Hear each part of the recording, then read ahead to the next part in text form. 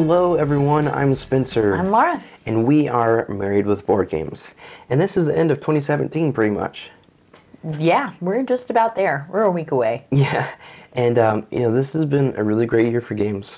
Oh my goodness, spectacular year. Well, coming up with this list was very difficult. Extremely. And but because of the way that we do things, we are always playing the same games together. Mm-hmm. And so by that very nature, we have a lot of crossover on each of our individual top 10 lists. Right. But there is some divergency from that. Yes. So what we're going to do with this list is we're going to start with 3 that we didn't necessarily agree on that were top 10 material. And then from that point on, though, we agreed and pretty much, place for place for place, agreed where they belonged. Yes. So we're going to start with number 10, as you normally do with a list like this. Definitely. And Lara, kick it off. At number 10 for me is The Palace of Mad King Ludwig. I like this game because as much as I liked Castles of Mad King Ludwig, I think there are things that they do better, or just more to my preference in Palace. I like that we're all building on one unit together and that all of the rooms are square so that we can have more player interaction, whereas with the spatial reasoning and trying to build all those different shaped and sized rooms for me onto one castle, I found kind of challenging and not in a fun way. I also prefer the drafting mechanism over the bidding for the rooms, and that with the heightened player interaction are the reasons why I have The Palace of Mad King Ludwig at number 10. Yeah, I really do like the player interaction on that one. Mm-hmm. It definitely brings out some blocking and a lot of kind of, not take that, but a little bit more in your face kind of playing, and it definitely makes for a different feeling game for sure. Yes. Now my number 10, another from Bezier Games, is Whistle Stop. This came out in the summer. And I just fell in love with this one from the first time I played this, demoed it at Dice Tower Con. And just the way that you're moving your trains, you're laying down the tiles as you build your routes. It's also some set collection, so pick up and deliver. But it's like a simple, complex type game where it's on the surface it's pretty simple, but there are some things you really have to think about as you play through this. I like the color palette on it. Yes. I like the little trains. I really enjoy that one. And for me, my number 10 is Whistle Stop. Coming in at number 9 on my list is something that's, I feel like it's kind of flown under the radar. Kind of. A little bit. It hasn't gotten as much hype. I think partially because it came out earlier this year. Mm-hmm. But I know that there are a lot of people that enjoy this game. Okay, well, that is Wasteland Express Delivery Service. Mm-hmm. This is a fun kind of sandbox style game where you can go on these different quests all over the map and go do whatever you like. And it's really fun. I like the production quality on this game is primo. For sure. Excellent work on this. And I really, the inserts are incredible. I mean, if there's ever a time that inserts get kudos, it would be in this game. Right. And I like the artwork on this game. I like how it all ties in so well with the theme. Yeah. I like a very immersive experience, and I really get that when I play Wasteland Express. Definitely. And, this one was just barely missed my list for sure. Your short list. Yeah. I love this one too. It's an experience playing this game. Mm-hmm. Just like you said, the different directions that you can go, and I love that. I love that feel of this open world system. Almost feels like a video game. It definitely does. So, good choice. Thanks. Well, what about you? My number 9, I just got to double check my list over here. My number 9 is Azul from Plan B Games. This one just came out, and ever since we played it, I love it. I love introducing it. It's got a great look. Mm-hmm. For some people, it takes a little bit of. It's not a difficult concept, but just what you're doing is new. Mm-hmm. The way you have to kind of line up those tiles in the staging area, moving them over, it just takes a little bit of like a turn or two for that to sink in. But once people get that, every person I introduce this to loves it. Like I said, it looks great. excellent component quality, great Yes. insert. Again, another one that's pretty simple on the surface, but you really have to plan ahead if you really want to maximize your points. And then you've got the reverse side that lets you build your wall without restriction. I mean, you've got the restrictions, but without the, the little template that you're supposed to follow. And I like that. That makes it even more challenging and an opportunity to score even more points. I think this one's going to be around for a while, for sure. And so my number 9 is Azul. Coming in at number 8 for me is the newest in the Dice Tower Essentials line, and that is Viral from Arcane Wonders. Again, this is another one that from my first play, I just was drawn to it. From the theme being so interesting, doesn't necessarily land with everybody. I know there are some people that are adverse to it. But the fun artwork. The game is super thematic, though. You're playing as these viruses in the body, and you're fighting against the doctors. You've got area control in the different areas of the body. You're fighting each other, and you can customize your virus cards through somewhat of a deck building mechanism.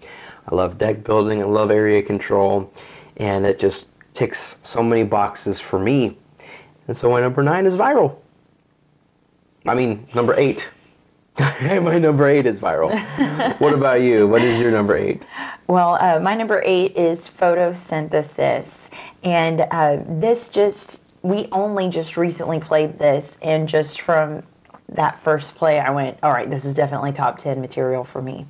I know that it is kind of classified as an abstract game, but I think it really does fit the theme so well. Definitely. I mean, everything, all the actions, what's happening in the game, I don't feel like it's pasted on, Everything feels so thematic with what you're doing. I wholeheartedly agree with that. I love the way that the sun travels around the board. And so not only are you thinking about it where you cast your seeds or how large you grow this tree for this turn, you think about it for some future turns as well, and how that will affect not only everybody else's trees, but your own trees. Yeah, you block yourself. Yes, you can block yourself, which is so unfortunate, and I really enjoy it.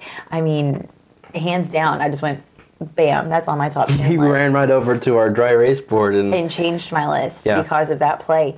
And that's how it got on my list at number 8, and that is Photosynthesis. All right, now we're on track. We have the same... we're in sync. We're in sync. Not going to make any songs in sync. But there's one playing in my head. All right, so what we're going to do now is we're just going to gush over these next 7 games. Yes. Starting with Fog of Love. Can we gush more about this game? I mean, we gushed so much in our review. We did. A lot. We fell in love with Fog of Love. We did. Man, what an experience. What a unique game. It feels like nothing else we've ever played. And, I wouldn't be surprised if future games borrow from this one. Yes. Just because the groundwork it laid for kind of this combination of board game with some RPG elements too. You start off with these characters in this relationship, and you go through these different experiences with these scene cards, and you may or may not at the end of the game stay together, or who knows. And it's sad, but at the same time, it's fun. These situations your characters are such in. a great experience. It's an experiential game, and unique. Yeah. And well, it's and one being that, able to do that together. Well, yeah. So I was about to say it's one that we amazing. really enjoyed as a couple, and it's so funny because there's it's split down the line of some people say I really enjoy this as a husband and wife or couple experience, but then there are others would say I would never play this with my significant other because we would get in fights about what's happening. Man, how unfortunate. Yeah, but for us, we love it together, and we love it so much that we placed it on our list at number 7. Number 6 on our list, I had to get a dice rolling game in here, and it is Flatline from Renegade Games. I always love introducing this to new people. because I feel like it's actually a pretty easy game to introduce. It really is. And it's got a lot of different things that I like. I like cooperative games. I like real-time games. And I like this dice rolling. And the way they incorporate all those things together. And it's another immersive experience of you are in the moment and you are trying to perform these medical procedures with your dice rolls. And but also responding to these emergency situations that are happening. Right, that too, and working together as a team on trying to get these things solved. Yeah. I love it. Well, I never get enough of it. I always want to play this game. It is always one that I will be up for a play of that game. For sure. Anytime. And I like that, they could have just stopped at simply saving the patients. But then you had in we're losing energy, so we have to dedicate some of our resources, dice, to adding more energy to the ship. Or you have these crises that you have to solve, which in turn help you out by giving you special abilities. And then you also have these 2 other dice that you roll that give you some kind of limitation for this round. And you can roll to try to get rid of those cards too. Yeah. It's so cool. It's a blast. Sorry. I say that because it is like a sequel to Fuse, which is about defusing a bomb. Yeah, we like it so much that it's in our top 10 games of all time. Just all around great game. Right, so that's number 6, Flatline. Number 5, speaking of real-time games, we had the honor, really, of being introduced to this game by the designers of Asger and Daniel, the team behind 13 Minutes, that series of games. And this is Tale of Pirates. It's another cooperative game where you have a 3D cardboard ship. Pirate ship. And your pirates are sand timers. Yes. And it's a worker placement. A real-time game. Where you place your sand timer on different action around the ship, like raising the sail or steering. Well, that has to do with the speed. Well, yeah. Changing the speed of the ship.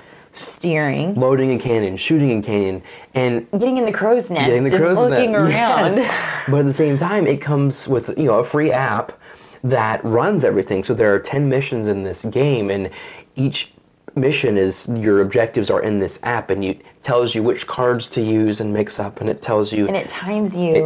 It throws out things that happen during the time of, oh no, a wave, and it turns you in another direction from where you were going, or things like that. The app is fantastic. It's a great app. Very good app. We're not all the way through all 10 missions, but we're so excited to check those out. But we loved what we've played so far that we know it's going to be awesome. Hasn't come out in the US yet, but we're so excited for that to happen because we know people are going to love this one. Yes, and we definitely suggest that you check it out as soon as possible. And that's A Tale of Pirates, our number 5. Number 4 on our list is another cooperative game. We like co-ops. Yep. And this one is Pandemic Legacy Season 2. Season 2. We were so amped. I can't even describe. That's an understatement. How amped our group was. We kept the same group that we went through Season 1 with to go to now experience Season 2. And it's just so enthralling to play this game together after having gone through everything that happened in Season 1 and now experiencing this in Season 2 and working together on this again. I mean, what an amazing experience to have with our friends. Well, what excites me is this kind of goes with the whole gaming industry as a whole, is that, you have these games, you're like, how can they top that? What can possibly be better than what they've already done? And we were thinking the same thing with Season 1. We sure did. We were just going, what on earth could they possibly do after Season 1? Holy moly. Well, they can do more. They did. Oh, they definitely did. They definitely did. It's not just building off of Season 1. Not at all. So far in the future from the storyline, number 1, but the gameplay aspects are so different. So different. That, it doesn't feel like just a rehash. Oh, well, it's not another, like a cash cow, It's it's a completely different game. Yes, it is. And it's fantastic. But, and with that, with it being a completely different game, you do not have to have played Season 1 in order to play Season 2 to understand what's going on. Right. Because it is so, the time periods are so different in this dystopian universe that's created is so different that you don't have to be able to associate those things. Right. This is its own game. It stands on its own legs. Yeah. And stands on its own amongst the hundreds, possibly thousands of games that have come out this year. Definitely. Which is why we have it on our list at number 4. Coming in at number 3. We're big Red Raven fans, so this list would not be People complete. who know us have been waiting for this to be put on here. This list would not be complete without a game from Red Raven Games. And so for this list, it is Near and Far. Yes. Man, what a great game. Just the way he took some elements from Above and Below and built on that and made not only a great just standalone game, but the campaign elements from that transfer from game to game to game. Well, and the way that you can continue on this story. Yeah. That's so neat. Characters that you meet on one map follow you down on a quest to the next one. You're like, oh, I met you back here. That's really cool. You can build on your character. You can level up. You can add special abilities as you gain experience. Definitely. And again, I kind of like to think of it as it's kind of what you want to do with your character. You can spend all of your time collecting resources and getting these artifacts and that kind of thing, or and building up your party. Yeah. Or you can go out and, mostly take part in these quests, which, to take part in these quests, you kind of need some of those other things. Yeah, they'll help a lot. Yeah. But it really is kind of what you want to do, and I like that. It's real. You can personalize your style with it. Yeah, you can personalize your whole game. An excellent production, great quality components. And they did it in a way that, this is a campaign game. It's not a legacy game. Right.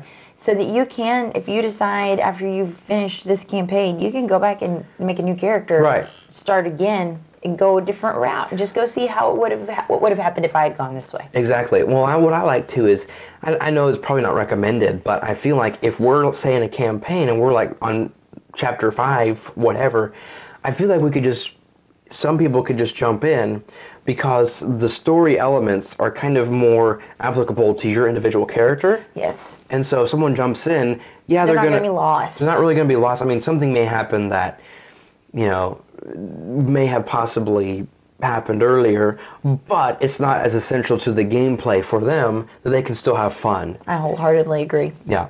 So it's fun. Lots to explore in this one. Really excited about this game and the expansion coming out that makes it cooperative. All kinds of possibilities with this one. Number 2 on our list is Downforce from Restoration Games. No beating around the bush here. This game, we stumbled upon it. Right? Well, not really. So, or Spencer orchestrated the stumble. I did. I've been following Restoration Games, and I'm definitely intrigued by the idea. Yes. Really excited about Fireball Island. But Downforce, none of the games really, like, the themes of them really spoke to me. Right. Okay, let's talk about just the fact. Downforce is a car racing game. Yeah. With bidding. Okay. How exciting can that be? Well, when you look at it just at that perspective, it just doesn't sound that interesting. And so, but through the power of social media and the internet, people are always talking about how much fun this game was. Like, I don't know. So Spencer went, what is the deal? Why do people like this? I've got to play this. So at BGG Con, we got it to the table, and Spencer found it in the library. Yep. I was walking out, found us a table, and these two men walked up who were kind enough to teach it to us and play it with us. And from that one play, we both went, we need this game. It was so much so fun. that it became my number 1 most desired game for my Christmas list. Yes. Which I got earlier for Christmas, so that's fantastic. And so we've had some more plays of it. Had several plays of it. Had so much fun. So much fun. And, people might say, well, it's not a brand new game. But I think that because it's new to us, they took some elements, they took basically the old game and changed up some things. And for me, that's enough to warrant a spot on the list, especially if we enjoy it so much. Right, it's not the exact same game that it was. It's a different name, too. First off, it wasn't even called Downforce back then. But they have changed some things. Yeah. And they're going to be adding new tracks, new racing boards. Yeah. It's going to be fun. It's so much fun. Just how mean you can be to each other by blocking and the way you control your cards with those cards. I think that's one of the coolest things for me, is how you control those cars. Well, sometimes you come down to some really difficult decisions of, I've bid on this one car and I really don't want this car to move, but I have to in order to clear out this bottleneck. And then that is and that's rough. We just laugh so much every time we play this game, and I love it. So much so that it shot right up to our number 2. It did. And that's that's Downforce. I'm just laughing so much because I'm thinking of all the times we've played it and how much fun we've had. Okay. Yes. Let's end it. Number 2, Downforce. There we go. All right, here we are at number 1. I'm trying to think of a clever pun to give a hint as to what it is. It's so funny how, right here at the end of the year, this game just rose up and claimed number 1 on our list. Oh, it rose up. Mm-hmm. Didn't take very much didn't take very much time for it to rise. Right. It's been rising for a little bit of time. Mm-hmm. We're talking about Pandemic Rising Tide. Yes, it does count because it did come out at least a week before the end of the year. I didn't know what to. I really wanted to play this game, but I didn't know. I was hesitant. In fact, that's part of why we have delayed making this video. Is because of how the release date for this game has gotten pushed back. We didn't get a review copy. We went and purchased our own, and so we happened to be in the right place at the right time, and Spencer happened to get some Christmas money, and we swung by the FLGS on the day that the game came out, and he was the first one in the door at opening time, and we happened to walk right by it, and Spencer snatched it up. Yeah. So that's the story on how we got Rising Tide. But the game itself, we can't stop thinking about it ever since we played it. I cannot. First of all, just the basic game itself is so drastically different than Pandemic. You've got But it's still, it still fits in the Pandemic line. It still feels familiar. It is a Pandemic game, but it's a different game. Very different. And I love it. You have to do so much planning ahead and thinking about how the water trickles, the water flowing from region to region. You've got to plan ahead for the oceans, or the seas, how they flow into and rising the area. when a storm comes. When the storm comes, so ocean levels rise. You've got to get those dikes in the right places. You've got to get those pumps in the right places. You have to utilize your character's special abilities as much as possible. Yeah, and so there's so much more. Not necessarily more, but different things to think about. Yes. And it feels, it's weird to say this, it feels different, but it feels familiar. And so much so that it's the most different feeling from the original Pandemic we've ever played. Yes. And if I'm going to rank them, I definitely like this one more than Reign of Cthulhu. I don't know about Iberia yet. We haven't played enough to put it above that, but we have played it enough to know that it's our number 1 for the year. Yes. It offers so much extra. You've got different objectives. You've got different ways. That is so awesome. Yeah, you've got different ways to play.